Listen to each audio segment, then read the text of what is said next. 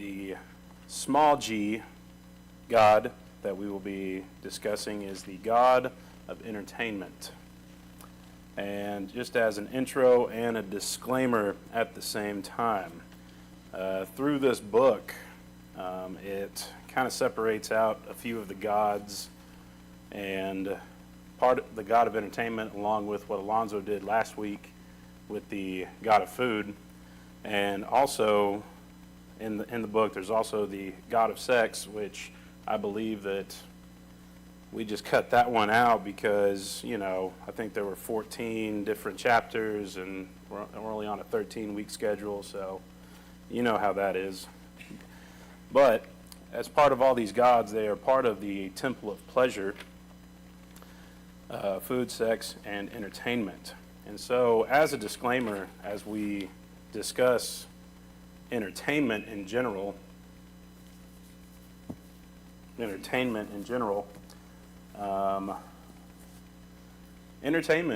along with food and sex, the other just kind of general ideas of those, are actually gifts from God. And they are inherently good. They come from God when used appropriately. And specifically with entertainment, from the very beginning, we see God creating the world, creating nature, and God is delighted in it. He wants us to be delighted in the things that He also has created for us to see and to be a part of. One example from the book talks about on the seventh day, God rested. And in connection to kind of that rest idea and entertainment that we'll get into, entertainment can be a rest for the mind and for the emotions.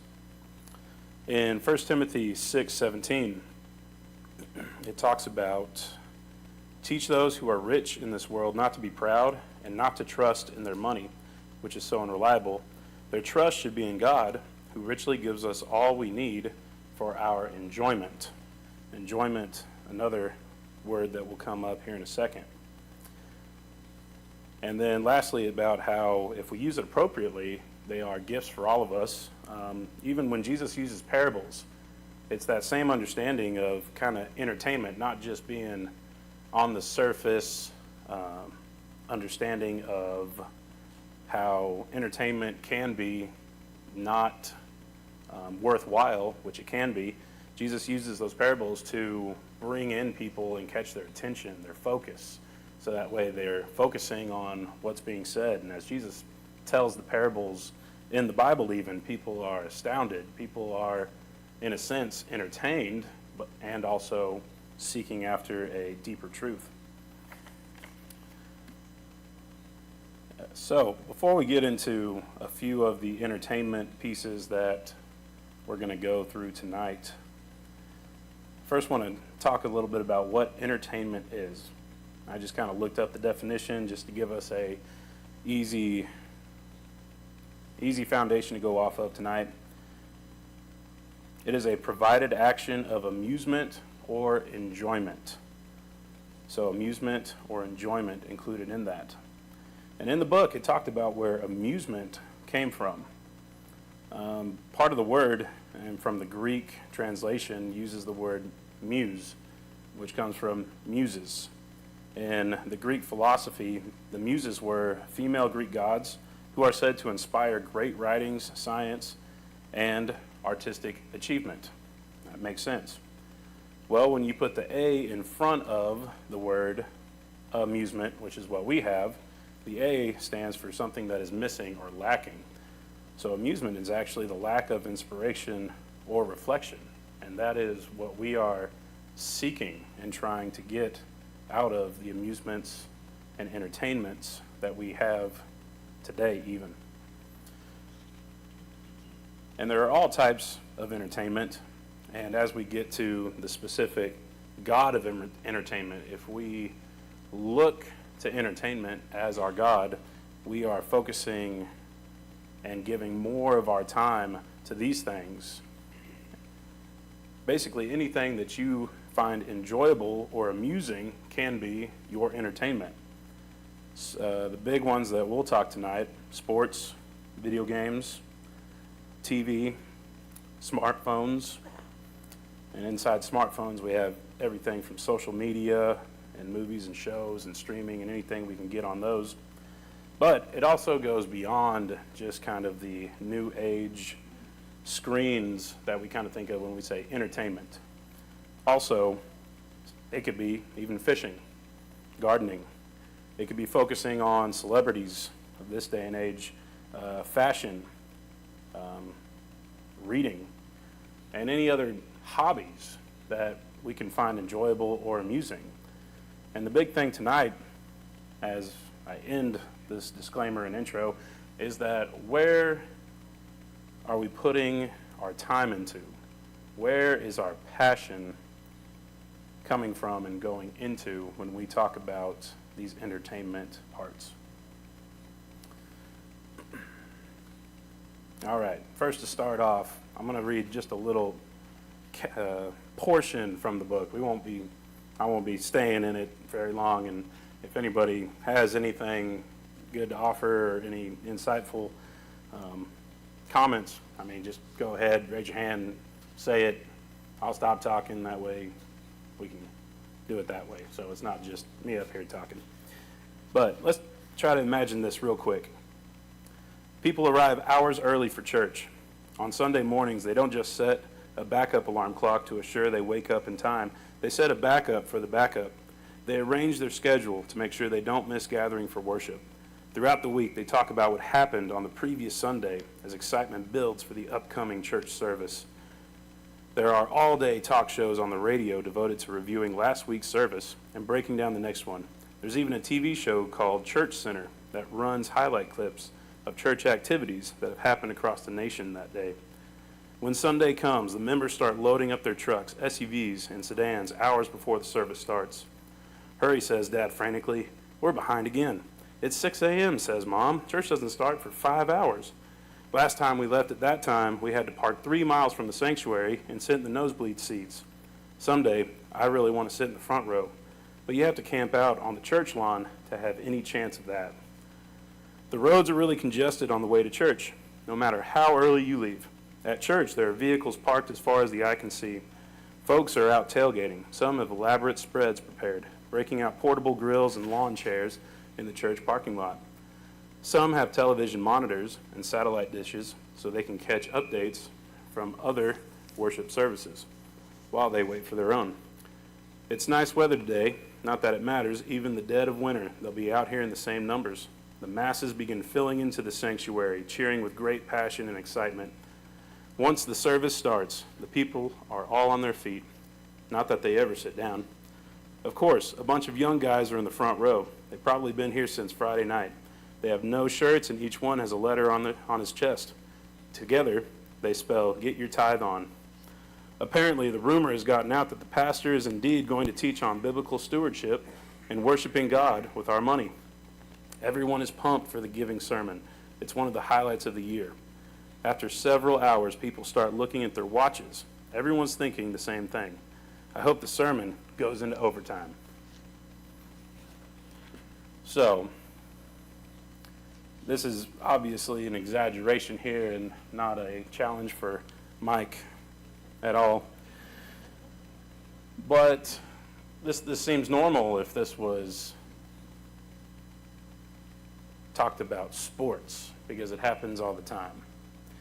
And sports is one of the big types of entertainment that can take up a person's time. We can just get on our phones, really, and get on the ESPN app and look into anything and everything that's happening during the day.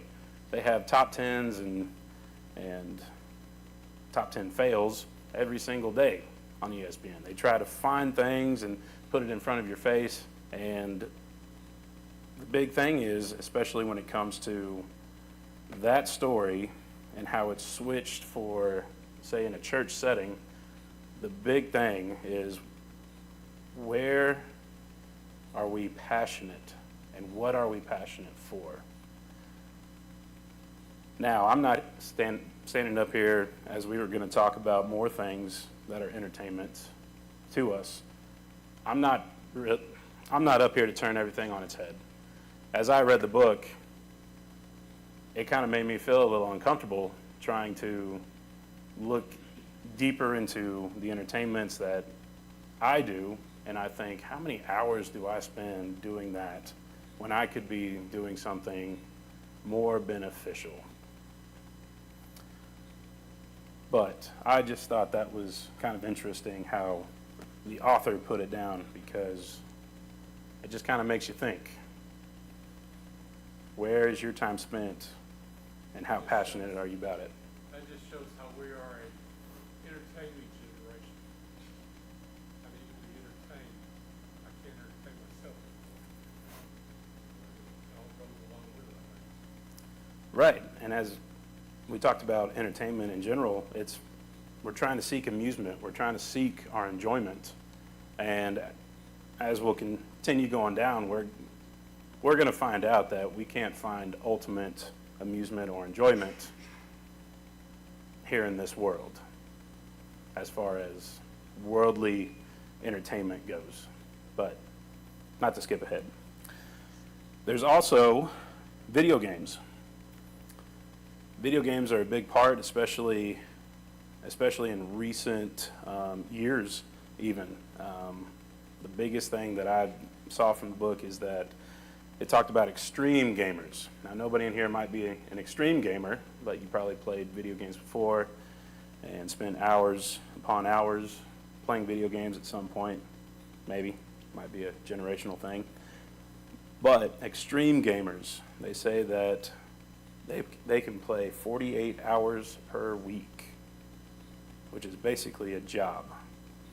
That reminded me of something I watched where it was in South Korea. They have gaming centers, and I'm sure they have them all over the place. Gaming centers where you can come in, it's lined with computer screens, gaming screens, kind of like cubicles. And you go in and pay, and you just sit there, and you can play video games however long, hours and hours and hours, not even realizing what hour of the day it is. You could in, come back out, and it would be nighttime, daytime, next day, just completely losing track of time based on playing these video games. A statistic that it said is 1 in 10 8 to 18-year-olds are addicted to video games, and this was a 2012 stat, so I'd hate to see what the stats are of it now. And they show similar addiction signs to that of a heroin addict. So as you can imagine, just looking at a screen for a long period of time, getting stimulation, dopamine, and receptors going, this is something that can be very addicting for those that are willing to put a lot of time into this type of entertainment. And so, not just sports and not just video games, but also smartphones have become increasingly a part of the entertainment, not just industry, but things that we go to find entertainment and joy out of. As far as the positives and negatives go, there's going to be positives with the smartphone. I mean, I've got one up here right now that I'm planning on looking at and going through the Bible app as we get to it. But along with the positives, there are so many negatives that come along with it as well. But especially in the past decade or two, we've seen that these smartphones can now house music, pictures, videos, texting, social media, fitness tracking, and even sometimes phone calls. But with all the new ways that we have in our phone that we use, there always seems to be new ways to disconnect from everyone. And I would dare say, even before smartphones have been introduced, it was just a different world of how we communicated with one another. We did have phones that could call each other, but that was about it. if you wanted to get information, you would talk to your neighbor. You would talk to people at church. There would be a social dynamic to it.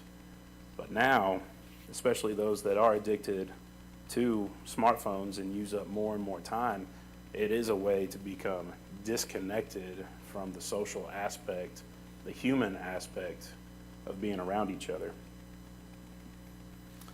As you even go throughout your daily life, maybe you go to a movie theater or a restaurant, what can you always find? Might find a table that's on their phone waiting for their food to come out, on their phone while the trailers start. It's always in your pocket. It's burning a hole. It's like, oh, I gotta pull it out. I gotta get on it. And similar to video games, this can also be very addicting, similar to a drug addict, as we mentioned. And just like a drug addict, we want to say, no, I got control of this. It might be easier to say that just because I don't have to inject anything in my body. It's always right here. I can always just look at it.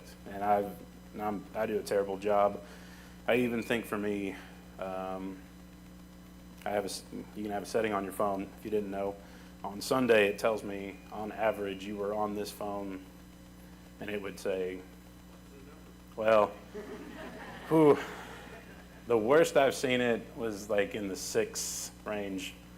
And I mean, and I would use it for work as well, playing the music for the kids, get them going. But other times it would be at night that I would just veg out, get on Facebook, social media, and there would be hours each day connected to that. So yeah, the 6 is really bad because the book mentioned that north of 4 hours on average for Americans being on their phones. So if you're below that 4-hour mark, I guess you're doing okay. But that's still something that we can put our time and our passion into, or we feel that need to disassociate from everything else, that we kind of lose sight of what's really important beyond this entertainment factor. There's a John Piper quote where he mentions, one of the greatest uses of social media will be to prove at the last day that prayerlessness was not from a lack of time. And that hit me pretty hard because it's one of those things where, in and of itself, it's not something bad. It's something that can be used for good purposes, but if we put more time into it than what we should, it's going to flip-flop and be a negative, and as far as worshiping the God that you set up as entertainment. Entertainment used to be an escape, but now is becoming inescapable. And as mentioned before, it's almost like an addiction. I can't remember if it's called the cage analogy, but in a room there's a cage and it's opened, and inside is everything that you would ever want, something that would catch your eye, whatever that may be. And you're wary at first, but you go up and you look at the cage and it's open, everything's okay. You go in and you just enjoy whatever's happening in the cage, the entertainment that's pleasing you at the time. But then suddenly the door closes and it's locked. And I remember someone explaining the story of, well, that's how Satan operates. He's going to put everything in front of your face that is going to captivate you, to draw you in, and you think everything's fine because that door's still open, but one day and suddenly it's going to come crashing down and be locked, and you're going to be inside or you're going to be outside of it. And really with any of these gods the small g gods that we're talking about, this is something for all of us to keep in mind, that we don't be captivated by all these things that aren't important in the long run. But let's face it, if time is money, the gods of entertainment get a lot more than an offering from most of us. Meanwhile, the Lord God has often lost out when competing for our time and attention. And so it's not just the time that we put into it, because especially in sports, if you just put time into it without focus, without attention, you're not going to get as good or better than if you really focus and put that attention into it. And so the question continuing tonight is, where do you put your time and where do you put your attention at? In the book, this is not my story, but it's a good one. He talks about how he has a friend that went over to India on a mission trip. And when he came back, he showed him a lot of pictures about how Indians lived in their homes. And so the picture showed in their living room or their family room, right in the middle would be their carved idol, almost in every house that this guy went into. And all the chairs would be centered right at this idol. And so it was baffling, like, wow, I can't believe that these people have a carved idol of a fake god right in the middle of their room where everybody's facing it. And so when he went home, he sat down in his living room, propped his feet up, and guess what he was looking at? Anybody want to take a guess? Television. So the next kind of form of entertainment here, and it was kind of funny until I realized, man, that's how our living room's set up too. And if you can kind of imagine it, got the couch, got the chairs, and it's pointing toward that TV. Not to say that TV's bad again, disclaimer, but if we make TV a god, it can be bad. On average, Americans watch more than 4.5 hours a day. There's hundreds of channels, there's streaming, you can even binge watch, and this was nuts. I actually looked this up. I remember on Netflix, they were talking about how this is the most watched show in history. 1.65 billion hours watched. And so I calculated that. That's 188,356 years. And so obviously that's all being watched, not simultaneously, but at the same time by millions and millions of people. But that's just nuts to me, that 1.6 billion hours have been watched of certain television shows. And what takes up our time and attention? And now what shrines do we have set up for ourselves? We need to discover what the chairs of our heart are aligned around. And I know I've been talking a lot in the book with not a lot of scripture, but it does connect right now. Proverbs 4:23. Proverbs 4:23 says, "Guard your heart above all else, for it determines the course of your life."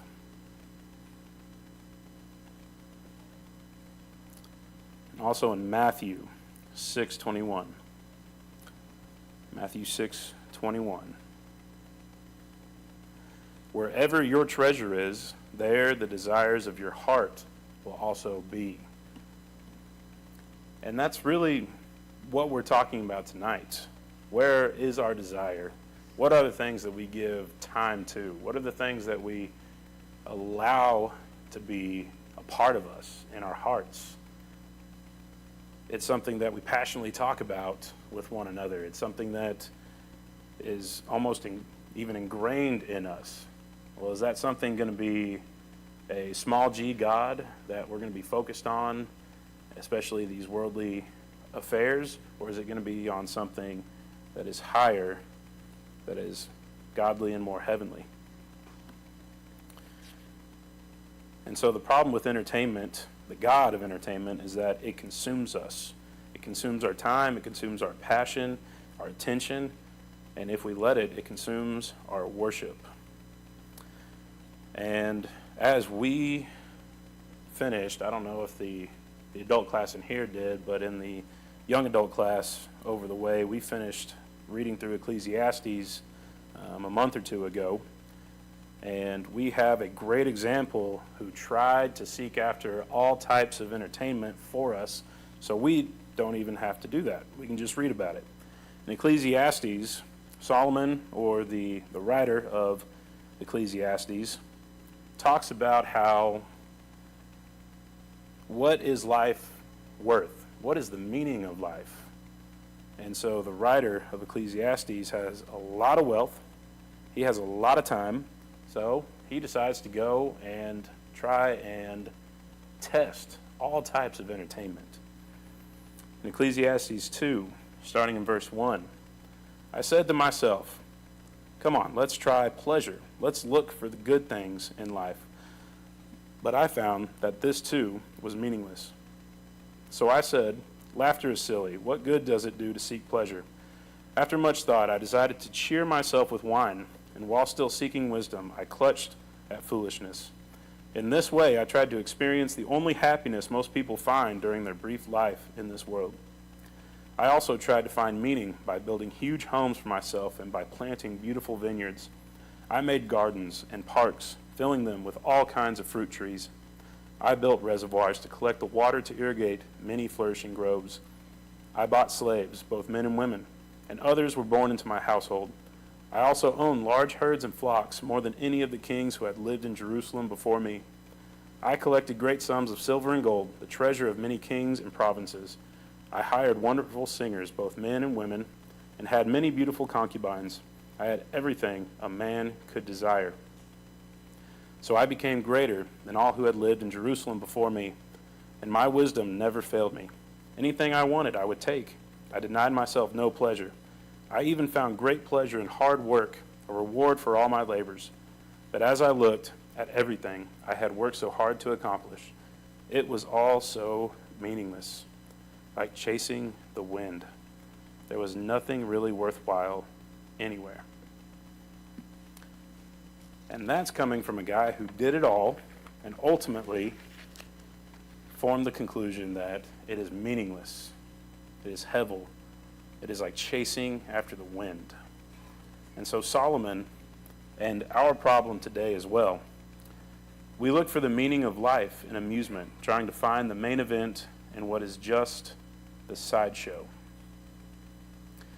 We've seen this bait and switch tactic the past few weeks pertaining to the temple of pleasure. They offer food, but it becomes insatiable hunger. They offer sex, but it becomes shame. And entertainment becomes restless boredom. Along with Solomon's remarks there in Ecclesiastes, he uses the phrase under the sun. Under the sun is used 29 times in Ecclesiastes. His search is in vain because what he searches for isn't under the sun.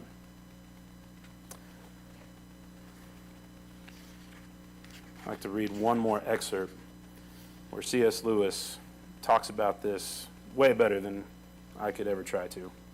But he says, creatures are not born with desires unless satisfaction for those desires exists. A baby feels hunger. Well, there's such a thing as food. A duckling wants to swim. There is such a thing as water. If I find in myself a desire which no experience in this world can satisfy, the most probable explanation is that I was made for another world. If none of my earthly pleasures satisfy it, that does not prove the universe is a fraud. Probably earthly pleasures were never meant to satisfy it, but only to arouse it, to suggest the real thing. Ultimately, the gods of pleasure can't satisfy us. And so Solomon concludes at the end of Ecclesiastes in chapter 12 and verses 13 and 14. He gets away from all the meaningless things of this world as far as entertainment goes, and he had everything. But in Ecclesiastes 12, the last two verses of the book says, that's the whole story. Here now is my final conclusion. Fear God and obey his commands, for this is everyone's duty.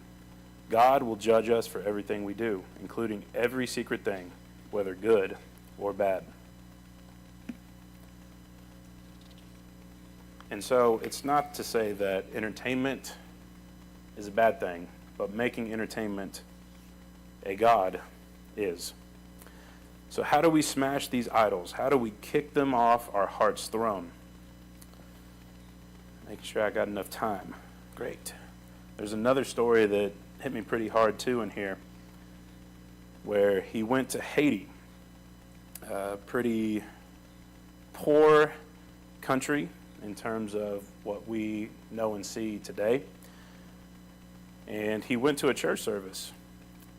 And come to find out, these church services last from anywhere from 4 to 6 hour worship services. And so he's like, he notices, he looks at the members, he sees how everybody's into it. He sees the passion in everyone, even throughout the 4 and 6 hours of worship. And so as an American, he kind of goes, I want to know the secret. I want to know, there has to be something, and I'm going to ask this minister. So he asks the Haitian minister. He's going to give him something that he can take back to America that's going to be just the end-all, be-all, something he's never thought about before in his life. The Haitian minister just laughed, and he said, in Haiti, we have nothing else to do. Well, all right then. Satan uses these idols to grab our attention. And in my mind, when I read through this as far as God of entertainment, I immediately thought about, I think it's in Hinduism, there is the god Shiva. And if you've seen a picture of many hands coming out from Shiva, so many different hands. In my mind, I thought, wow, this is the depiction of the god of entertainment. There is just one thing after another being handed to us. Oh, you don't like this? Try this. Try this. Try this. Try this. Until Satan wants us to succumb to one of these entertainments as a god. And so the biggest thing, especially from that story, is sometimes we just need to power off the devices, if that happens to be something that we have trouble with. The biggest thing is that we need to change our focus. Sometimes we can catch ourselves in the act and go, wow, I just got home and I sat down and that's the first thing that I did.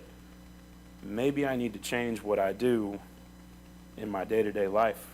Deliberately choose something different, something that's going to counteract how much time and passion, intensity that you put into whatever entertainment that you may do.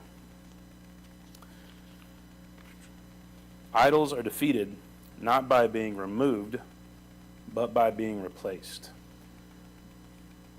And now that I think about it right on the spot, I know there's a portion of the Bible that talks about if there are demons in your house and you come and I think Jesus is talking about this as a parable, come in and throw the demons out and now your house is empty, well, the demons are just going to come back worse than before.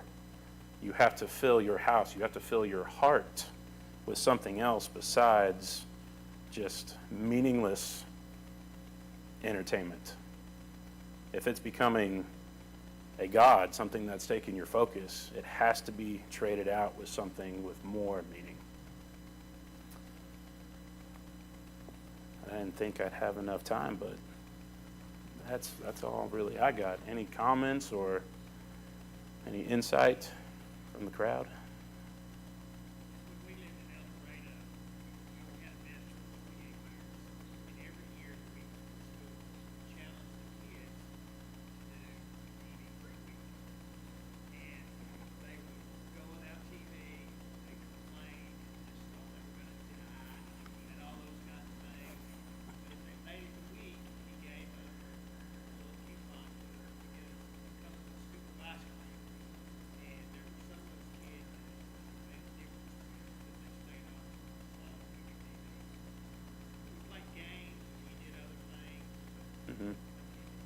right? Staying off TV for a time, you start to see a difference when you do other things along with it. Find, especially, oh, my son, that's to a T. Like, hey, can we watch TV? How about we not turn the TV on just yet? Let's play a game together. Let's go outside. Let's do this. And it changes how our brains are wired, especially today with so many screens, the video games, the TV, the smartphones. It's no wonder why we're having a epidemic of like depressive teenagers and young adults now, because that's where we're seeking that dopamine fix. That's where we're trying to get enjoyment and pleasure, and then when it's not lasting, then it's like a withdrawal. It really is. We as a church have exacerbated that. I mean, when I was growing up, we had books for Sunday's class, wisdom class, and we had a lesson that we filled out during the week and brought it to church.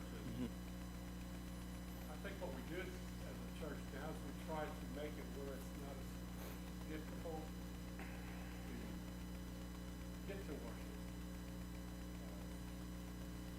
We don't have to work as hard just to get here. Now we're just hoping to get here. Yeah. Well, thank you for being out tonight and listening. I guess I got another minute or two. If you haven't, get yourself a green sheet, check it out. And also, Kayenta is going to leave Friday morning, so be praying for us. Safe trip, and doing good over there in Arizona. Any other prayer requests? Anything that church needs to know? Let's go ahead and end with a prayer as well. Dear God, we thank you for this time you've given us to learn more. I pray that we've all could find a little something to take back with us and use in our daily lives.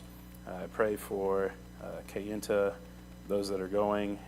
Pray that we stay healthy. Pray that we get there safely. Pray that we do great things over there in your name. Help us to do these great things. I pray that you be with those that are on the prayer list and those that are sick and in need. Pray that you watch over them. Help them to get better, be back with us. Lord, be with us as we go throughout the rest of this week. Help us to make good choices. Help us to think before we act.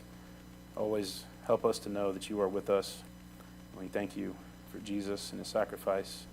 And without him, we would all be lost. It's in his name we pray. Amen. Thanks again.